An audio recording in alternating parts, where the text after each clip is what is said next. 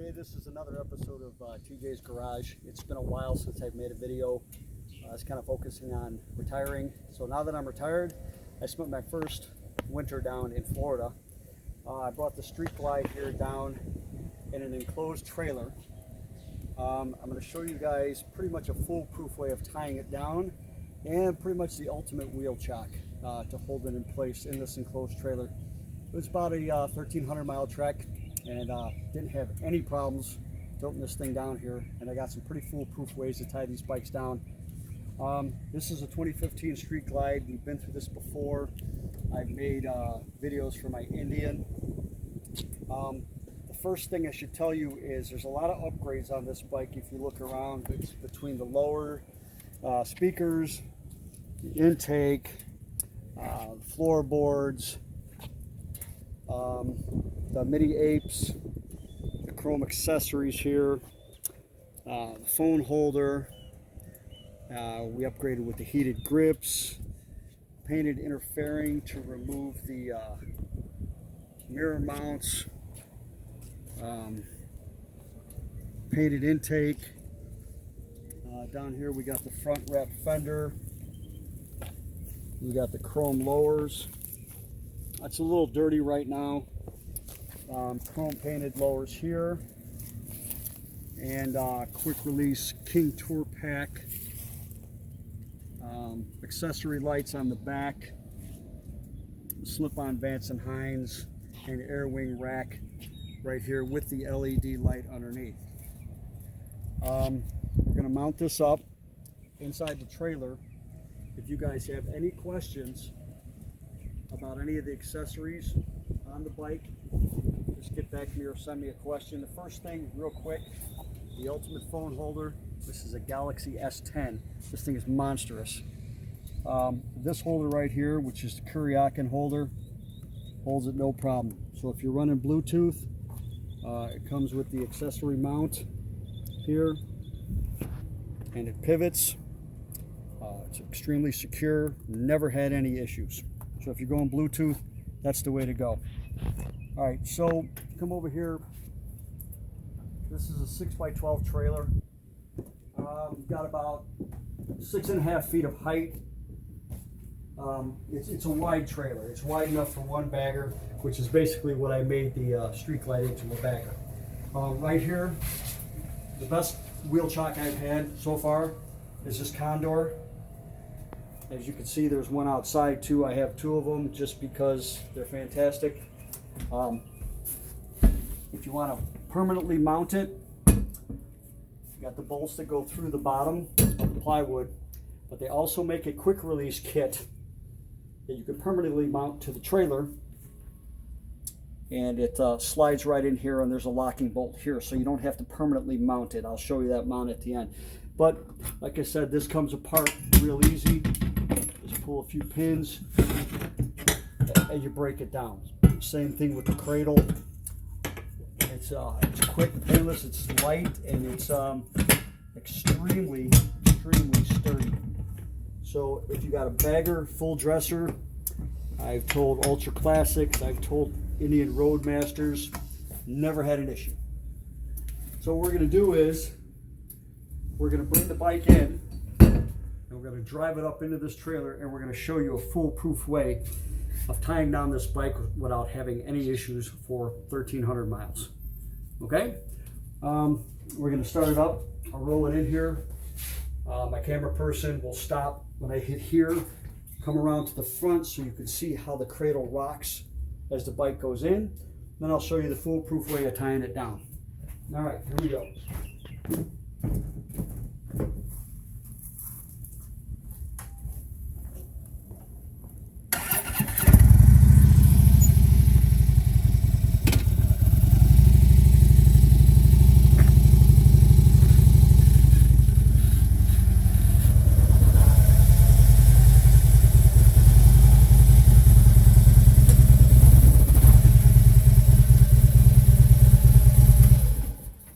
That's it. Very simple. As you can see, I can step off the bike. It's not going anywhere.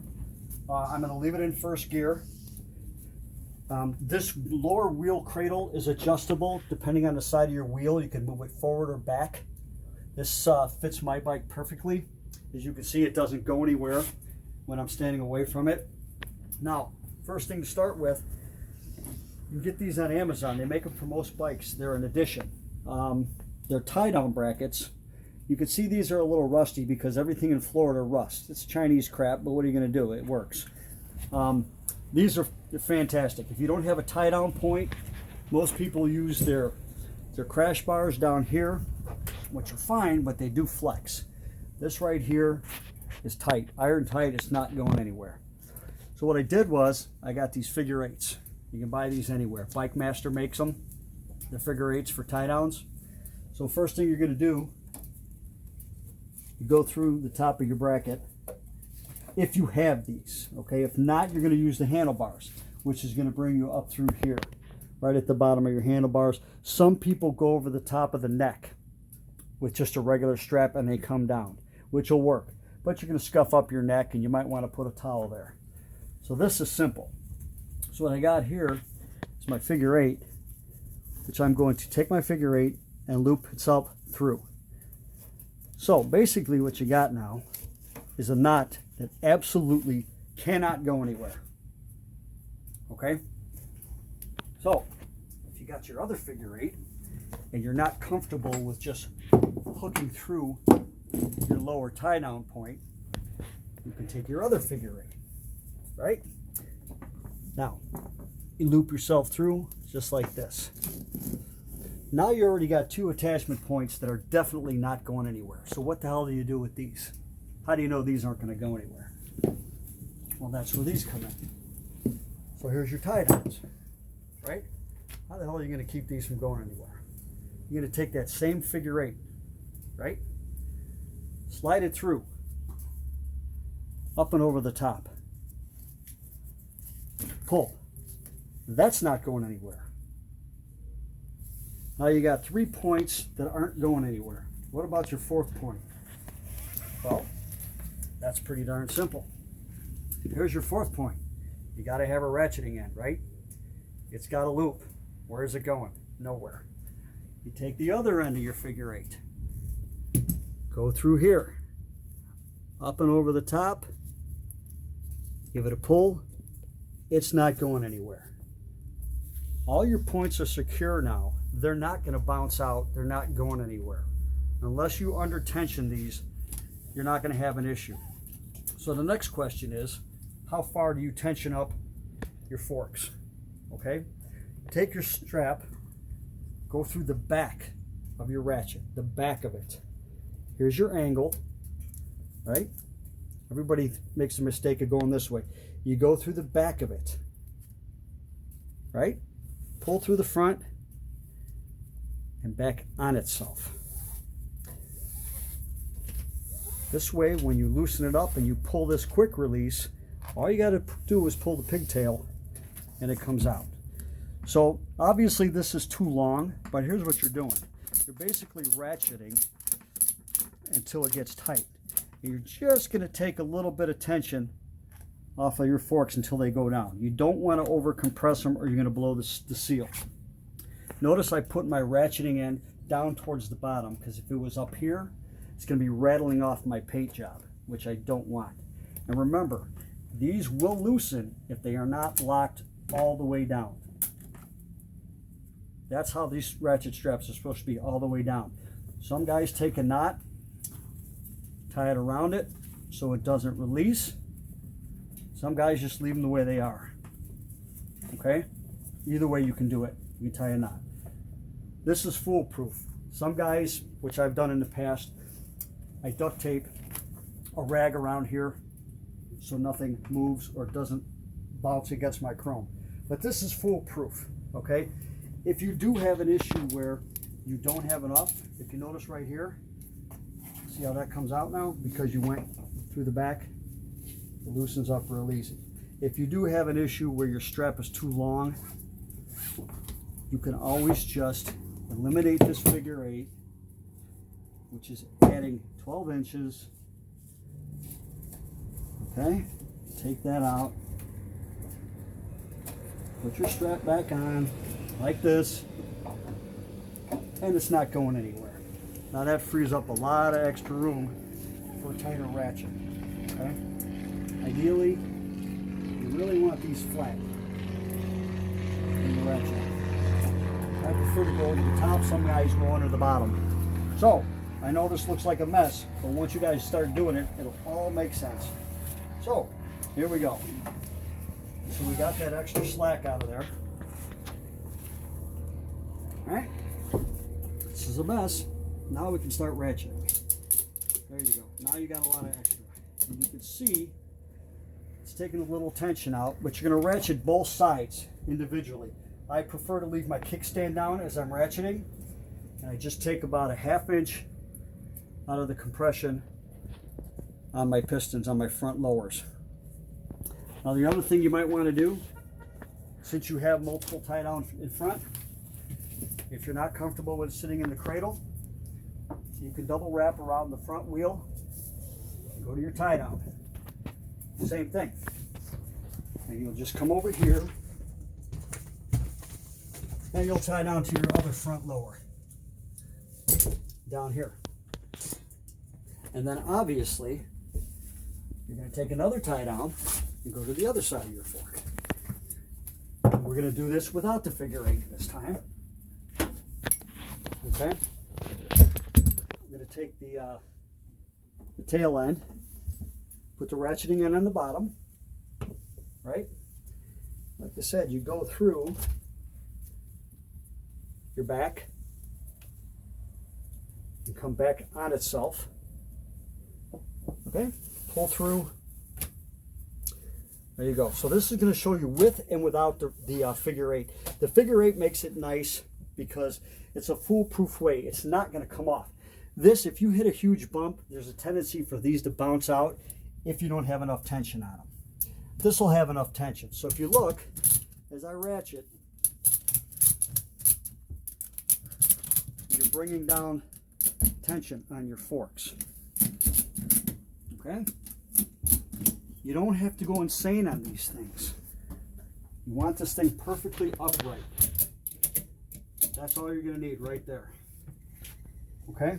It's not going anywhere. You don't even need the front one down here. But if you feel more secure with it, just add another one to the front. Now you come over here, put your kickstand down, just in case. Okay? Now if you look at the security of the bike, it's not going anywhere. Okay? But now a lot of guys, they prefer to turn down or tie down the back too, just in case you hit a bump and the back tire skips. So you can either buy one of these, which is a tire strap, which they have at Menards or any of your motorcycle places, or even a tow company, or Walmart might even have. So what this would do, you're gonna go up over your back wheel, and you gotta stay away from the tire nozzle. You don't want to be towing or tightening against your tire nozzle. Okay? Now you can either do one tie down through that, which goes like this, go like this, and again you can use the figure 8s if you have enough.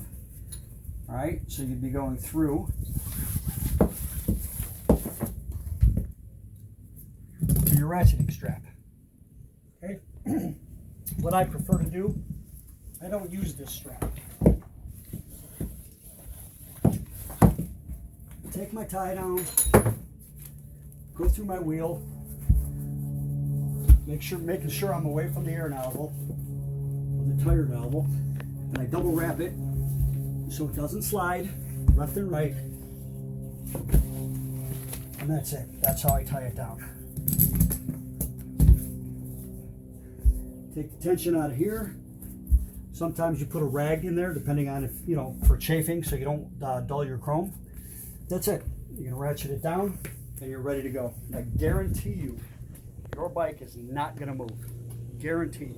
The figure 8s are a great idea if you have shorter straps, but all you need are the 3 tie down points. This and the front 2, and you're foolproof. Now if you come back up here, I'll show you up front real quick. If you don't have the luxury of those tie-down loops, if you come up here, you can take your tie down. If you look right here, you got enough room just over your stem or your triple tree down here. I prefer to go through here. Just come up over the top, just like that. It's away from your paint, and you can pull enough tension to keep that bike forward in your cradle, just like that. You might want to put a rag over it so you don't scuff your frame, but just like that. And that's another way to keep everything away from your chrome, your fairings, your lowers, and your side markers. So that's about it. Aside from all the blood, we're all good. If you got any questions, once again, just shoot me a line. I'll be heading back to Chicago, unfortunately, tomorrow. It's 89 degrees here today. When I get home, it's probably going to be 35. So this trip is over, and I'll be making more videos once I get back up north. We'll be doing ATV videos on Polaris XP 1000, Kubota 25D front end loader or excavator, more Indian videos, and more loading videos if you have any questions. That's about it. Thanks.